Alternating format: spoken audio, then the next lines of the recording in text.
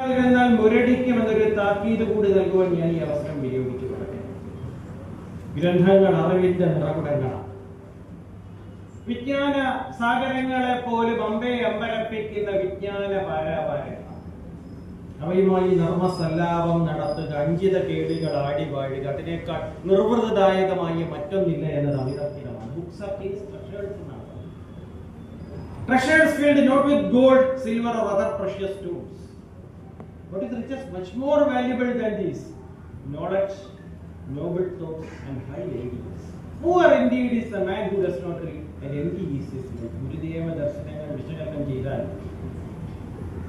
വാദിക്കാനും ജയിക്കാനുമുള്ള ഉപകരണമല്ല വിദ്യ എന്ന അദ്ദേഹത്തിന്റെ ആഹ്വാനം പൂർണ്ണമായും മനസ്സിലാക്കിയാൽ ഇന്ന് നമ്മുടെ സമൂഹം നേരിടുന്ന നിരവധി പ്രശ്നങ്ങൾക്ക് പരിഹാരമായി ഇത് തീരും എന്ന കാര്യത്തിൽ സംശയലേശം. എന്താണ് വിദ്യാഭ്യാസം എന്ന വാക്കുകൊണ്ട് ഗുരുദേവൻ വിവക്ഷിച്ചത്? വിദ്യാഭ്യാസം കേവലം അക്ഷരാഭ്യാസമോ അക്ഷരജ്ഞാനമോ അക്കങ്ങളുടെ മായാലോകമോ അല്ല. പുസ്തകം ദൂരത്തെറിഞ്ഞിട്ടൻ കൂട്ടരെ പുത്തലഞ്ഞിച്ചോട്ടിൽ ഒന്നിച്ചിരിക്കുക.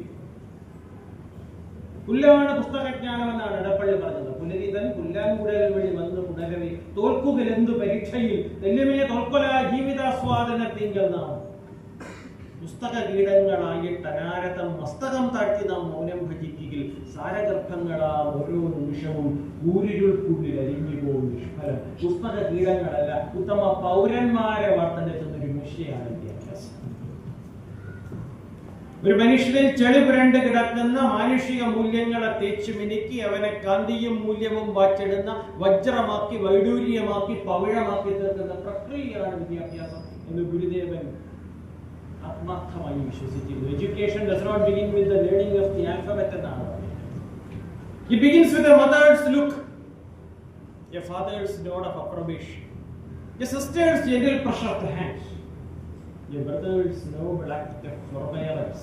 എന്ന ആംഗല പഴമൊഴിയിൽ ഗുരുദേവ ദർശനങ്ങൾ തന്നെയല്ലേ നിഴലിക്കുന്നത് എന്ന് ഞാൻ പലപ്പോഴും സംശയിക്കാറുണ്ട്, സന്ദേഹിക്കാറുണ്ട്. എന്തുമായിക്കൊള്ളട്ടെ, The university stands for humanism, മനുഷ്യത്വം, for tolerance, സഹിഷ്ണുത, adventure of ideas, search for truth. വിദ്യാഭ്യാസം ഒരു സത്യാന്വേഷണ പരീക്ഷണമാണെന്ന പണ്ഡിറ്റ് ജവഹർലാൽ നെഹ്റുവിന്റെ അലഹബാദ് കൺവക്കേഷൻ അഡ്രസ്സിൽ നിഴലിക്കുന്നത് ഗുരുദേവ ദർശനങ്ങൾ തന്നെയാണ് എന്നുള്ള കാര്യത്തിൽ എനിക്ക് യാതൊരു സംശയവും. പ്രകാശത്തിന്റെ കൈവിരലുകൾ കൊണ്ട് എഴുതിയൊരു കഥയാണ് പ്രകാശത്തിന്റെ കൈവിരലുകൾ കൊണ്ട് എഴുതിയ സ്നേഹത്തിന്റെ, സാഹോദര്യത്തിന്റെ, മനുഷ്യത്വത്തിന്റെ